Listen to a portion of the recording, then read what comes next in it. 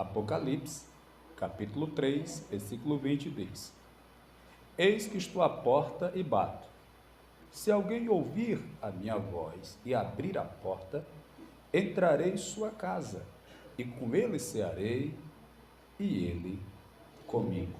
Senhor meu Deus e Pai, em nome de Jesus, é com muita alegria que adentramos a Tua presença em oração.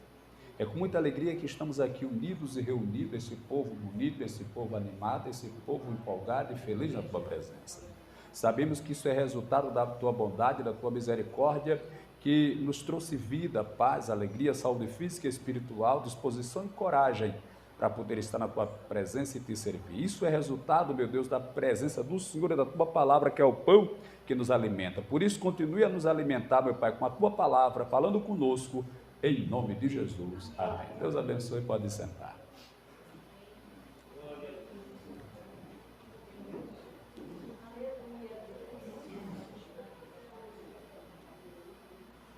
Em outra parte do Apocalipse, está escrito assim: Eu tenho as chaves de Davi.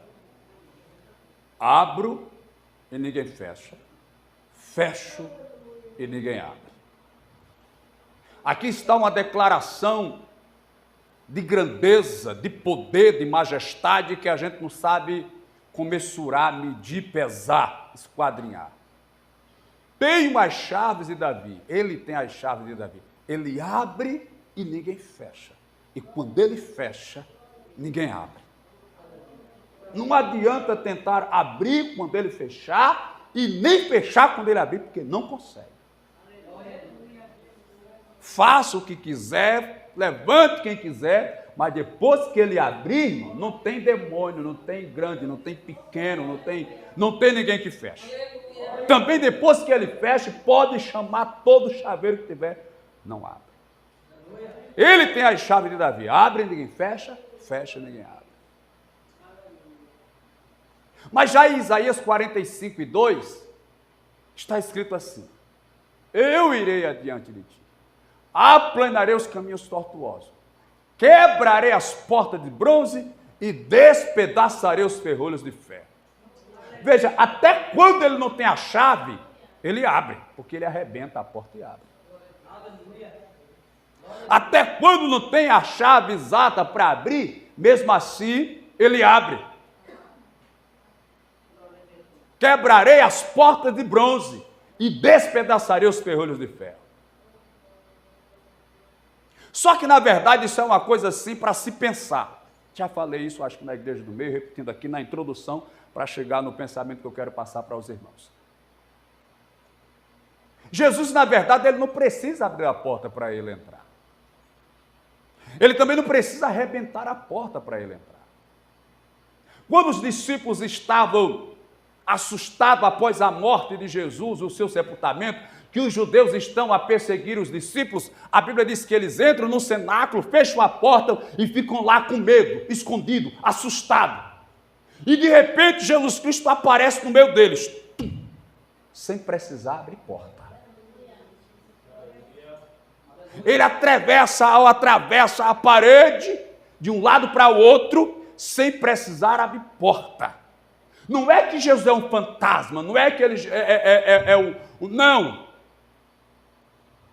Um ectoplasma, um ghost, não. Jesus está vivo, é gente, é ser humano, carne e osso, porém um corpo glorificado, restaurado, poderoso, que é capaz de atravessar a parede, sem precisar abrir a porta. Veja que quando as três Marias vão ao sepulcro de Jesus para ungí-lo, colocar bálsamo, unguento, perfume, elas se acordam domingo de manhãzinha e vão para o sepulcro, mas elas estão preocupadas, e uma conversa com a outra: quem vai remover a pedra do sepulcro? Era uma pedra grande, irmãos, era coisa pesada, que tinha que rolar e colocar na frente do sepulcro. Quem vai tirar? A Bíblia diz que quando elas chegaram lá, a pedra já estava removida do sepulcro. Mas a pedra não foi removida para Jesus sair. Não. A pedra foi removida para elas entrarem.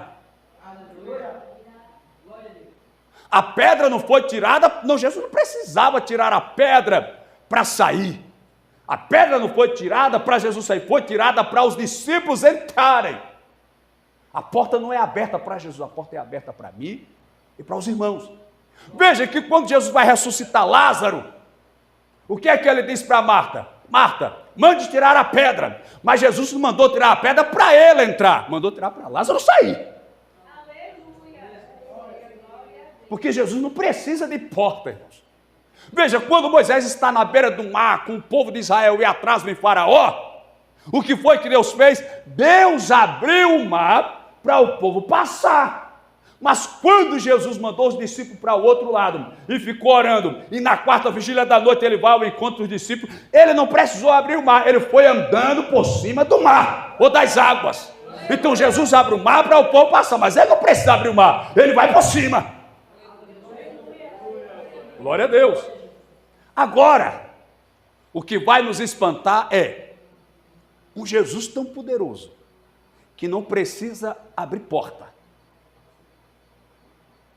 que tem a chave para abrir, e quando não tem a chave arrebenta, e quando não quer arrebentar ele passa pela porta como se nada tivesse acontecido.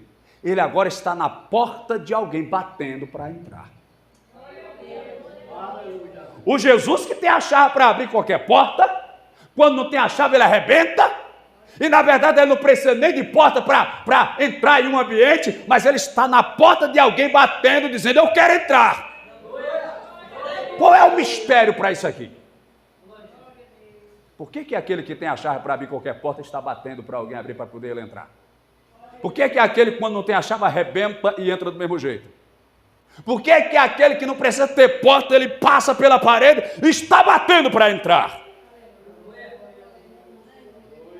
O que é que acontece aqui? Se nós pegarmos esse texto numa praça pública e pregarmos ele para o pecador, não está errado.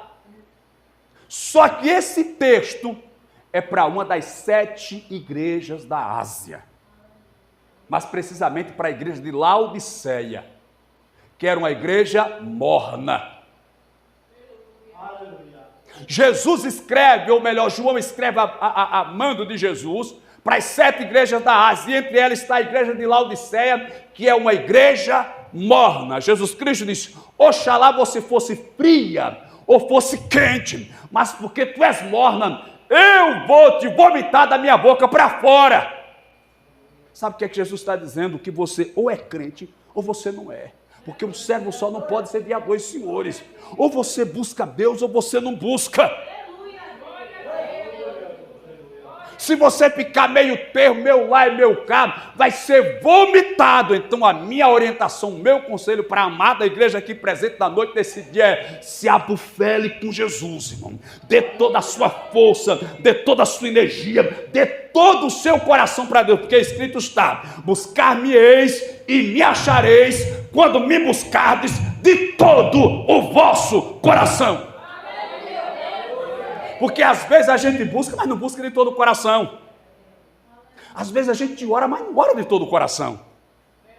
A gente consagra, não consagra de todo o coração, oferta na igreja, mas não oferta de todo o coração. Serve a Deus, mas não serve de todo o coração. Adora a Deus, mas não adora de todo o coração. Adora dividido, adora com 2 pensamentos. Deus não aceita adoração dividida pela metade. Não, você tem que buscar a Deus de todo o coração. O maior de todos os mandamentos é amar a Deus sobre todas as coisas, com todas as suas forças, com toda a sua alma, com todo o seu espírito, com todo o seu coração e com todo o seu entendimento. É algo pleno, é algo total, é com tudo que você tem que você deve adorar e buscar ao Senhor. A igreja de Laodiceia era uma igreja morna, que não era nem fria, nem quente, mas dizia que era rica, que era poderosa. Estou rica, estou farta, tenho... Aí Jesus Cristo, você é pobre, miserável, cega e nua. Eu aconselho que compre colírio do céu para que possa enxergar. Roupas brancas para que cubra a sua nudez. Aí ele diz: eis que estou à porta e bato. Sabe o que acontece aqui? Acontece que a igreja de Laodiceia expulsou Jesus do meio dela. Depois que ela ficou rica, poderosa, achava que não precisava mais de Jesus, não precisava mais de Deus, colocou Jesus para fora. Aí Jesus ficou do lado de fora, batendo e dizendo: eis que estou à porta e bato. Se alguém ouvir a minha voz e abrir a porta, eu entrarei. Porque às vezes nós desistimos de Jesus, mas Jesus não desiste de nós, irmão. Às vezes a gente diz no desespero: eu não vou mais ser crente, eu não vou mais para a igreja, eu não vou mais fazer a obra, eu vou sair da igreja, eu vou me desviar, vou beber cachaça, vou tomar cerveja, vou para o mundo, vou me cair, vou me acabar, não quero mais saber de Jesus. Mas Jesus vai lá em busca daquela ovelha que se desgarrou, que se perdeu, porque Ele não desiste nem de mim nem de você. Mas aí eu preciso entender essa proposta de Jesus. Eis que estou à porta e bato. Se alguém ouvir a minha voz e abrir a porta. Porque tem gente que ouve a voz de Jesus, mas não abre a porta. Jesus fala com ele, Jesus Cristo fala com ela, ele escuta, sabe que é Jesus, mas não abre. Não muda de pensamento, não se arrepende, não volta atrás, não se humilha. Ele sabe que é Jesus que está falando, mas continua com o coração endurecido, fechado, petrificado, sem querer abrir a porta. Já tem outros que abrem a porta, mas não sabem que é Jesus. Até abre a porta, mas às vezes não é para convidar Jesus. Abrir por um equívoco, por um engano, querendo outra coisa, não esperava que era Jesus. Mas Jesus só vai entrar, irmãos. Veja, ele tem a chave da vida, ele abre, ninguém fecha, ninguém abre. Quando ele não tem porta que ele não abre, ele abre. Mas ele só vai entrar se eu abrir a porta. Quando ele não tem a chave, ele arrebenta e entra. E mesmo se ele não tiver a chave nem quiser arrebentar, ele passa de um lado para o outro.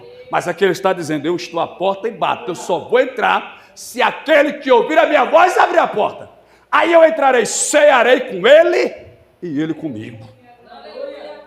Isso aqui é lindo. Alguém falou, e está na minha memória, eu não sei quem, mas eu lembro.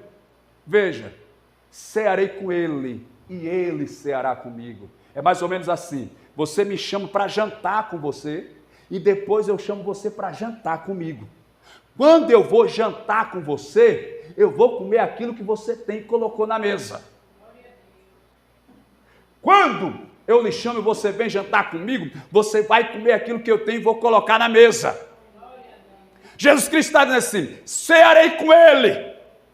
Eu vou comer o que ele tem para me dar. E às vezes o que a gente tem que dar para Jesus, irmão, ou o que temos para dar, é coisa ruim, é os nossos problemas, as nossas tristezas, as nossas frustrações, as nossas decepções, as nossas lutas, às vezes o problema no casamento, problema financeiro, doença, é o que a gente tem e oferece para ele. E ele recebe. Aí depois que ele recebe, diz: agora chegou a vez de você comer o que eu tenho para lhe dar. Aleluia. O que a gente deu para foi problema, tristeza, angústia, desânimo, frieza, fracasso, doença, provas. Ele pegou. Agora se prepare que você vai comer o que eu vou lhe dar. Graça, unção, azeite, poder, vitória, bênção, milagre, cura. Toda vez que eu entrego tudo que eu tenho para Jesus, Jesus entrega tudo que tem o céu para a minha vida e para a tua vida. Mas eu tenho que abrir a porta para ele entrar. Eu tenho que permitir que ele entre. O que é que Jesus está aconselhando aqui? Jesus está aconselhando aqui a igreja de Laodiceia a ter um renovo, a buscar novamente a presença de Deus. E falando nisso, eu me lembro do rei Josias. O rei Josias assumiu o trono com 8 anos de idade. Foi a idade que ele assumiu o trono. 8 anos. Apenas 8. Uma criança, 8 anos. 8 anos. Ele assumiu o trono. Quando ele estava com 16 anos, 8 anos depois, ele decidiu fazer uma reforma em Israel. Porque Israel estava contaminada com a idolatria das outras nações, altares aos outros deuses, imagem e escultura dos outros deuses. Israel estava cheio. Ele disse: nós vamos fazer uma reforma e vamos voltar novamente à presença de Deus. Vamos novamente levantar altares a Deus. Vamos reformar o templo. Ele fez uma campanha, o povo trouxe as ofertas para reformar o templo. Porque nós queremos novamente que Deus se faça presente no nosso meio. Só que tem um detalhe, eu preciso falar esse detalhe para os amados e para as amadas aqui nessa noite. Antes de Josias reformar o templo e reconstruir os altares a Deus, primeiro ele quebrou os altares de Baal, de Azera, de Dagon, de Micom e de todos os outros deuses que existiam lá em Israel, para poder levantar altar para Deus. Sabe por quê? Porque às vezes nós queremos trazer Deus para a nossa vida e o altar que está dentro de nós está contaminado. Aleluia! Às vezes estamos contaminados, estamos sujos, estamos impuros e queremos trazer Deus para... Primeiro a gente precisa consertar o altar, purificar o altar, renovar o altar, para que a presença, a glória, a majestade, a soberania, a grandeza de Deus se revele na nossa vida. Eu estou pregando e estou dizendo que nós precisamos buscar a presença de Deus. Talvez aquele que um dia sentiu a presença não sente mais, que recebeu a presença não recebe mais. Nós precisamos fazer esta análise de consciência. Ora, uma das coisas que Jesus fala para a igreja de Éfeso, que é a primeira igreja na sequência das cartas, que são 7, ele diz assim para Éfeso: tenho, porém, contra ti que deixaste o teu primeiro amor. Pastor, por que é que o senhor está insistindo em que nós devemos buscar novamente a presença de Deus? Eu vou dizer para os amados irmãos e concluo em 5 minutos. Sabe por quê, irmãos? Porque o problema da igreja não é falta de dinheiro, é falta da presença. O problema da igreja não é porque não tem um político que ajuda, é falta da presença. O problema da igreja, aleluia, não é porque ela não tem status, não tem fama, é falta de Jesus. Até mesmo as igrejas grandes, ricas, poderosas, endinheiradas, aleluia, cheia de problema, mas o problema, aleluia, não é nada do que se pensa, é falta de Deus. Eu vou lhe dizer por quê. Porque quando o homem e a mulher se enchem da presença de Deus, ela pode não ter dinheiro, mas ela vai estar alegre na presença de Deus. Quando um homem e uma mulher se enchem da presença de Deus, ela pode ser caluniada, mas permanece firme na presença de Deus. Quando o homem e a mulher, aleluia, está na presença de Deus, ela pode ser humilhada, traída, perseguida e rejeitada, mas permanece de pé, porque está cheio da presença de Deus. Ei, não se preocupe com status, não se preocupe com dinheiro, não se preocupe com fama, não se preocupe, não, se preocupa em receber e em se encher da presença de Deus. É isso que eu preciso, irmãos. É disso que a igreja precisa da presença, aleluia, precisa da presença gloriosa, da Shekinah poderosa, do agir, aleluia, profundo do Senhor. É disso que a igreja precisa. Engana-se aquele que pensa, aleluia, que a solução do seu problema está em A, B ou C. Não, está na presença de Deus. Se eu não me engano, foi George Washington, não falo com certeza, um dos presidentes dos Estados Unidos da América. Um dia ele reúne todos os seus parlamentares, todos os seus deputados federais e senadores, porque se os irmãos não sabem, os Estados Unidos, ele começa com os crentes que fogem da Inglaterra, por isso o idioma dos Estados Unidos é o inglês. Houve uma perseguição dos crentes, eu não lembro qual foi o rei da Inglaterra que perseguiu, e eles fugiram para essa terra, e lá eles construíram uma nação. E se você não sabe, mesmo os Estados Unidos sendo uma nação nova, é o mesmo tempo de existência do Brasil, mais ou menos diferença de anos. Veja, China tem 3.000 anos, Egito tem mais de 3.000 anos, e outras nações aí, mas a maior potência econômica, a maior potência científica, a maior potência tecnológica, a maior potência bélica, ou seja, de soldado de guerra, se chama Estados Unidos da América. Mas um dia George Washington reuniu os parlamentares, olhou para eles no meio da crise que eles estavam passando, ele disse: senhores, o problema dos Estados Unidos não é falta de dinheiro, não é falta, aleluia, de investimento, não é falta de prata, não é falta de ouro. O que nós estamos precisando é voltar novamente para a presença de Deus. Ei, Satanás, ele derruba uma igreja cheia de dinheiro, Satanás derruba uma igreja cheia de prata, Satanás vence uma igreja cheia de ouro, Satanás vence uma igreja cheia de fama, Satanás vence uma igreja cheia de estrelas, Satanás vence uma igreja cheia de status. Agora eu quero ver Satanás vencer uma igreja cheia da presença de Jesus Cristo de Nazaré. Eis que estou à porta e bato. Se alguém ouvir a minha voz e abrir a porta, eu entro. Aí tem presença. Quando ele entra, tem presença. Quando ele entra, tem milagre. Quando ele entra, tem renovo. Quando ele entra, tem glória. Quando ele entra, tem Shekinah. Quando ele entra, tem cura. Quando ele entra, a porta se abre. Quando ele entra, Satanás corre. Quando ele entra, o inimigo foge. Porque quando ele chega, irmão, não tem Satanás do inferno que aguente a presença de Jesus Cristo de Nazaré. Lamanaiachou.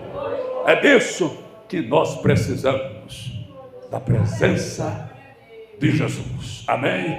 Fique de pé.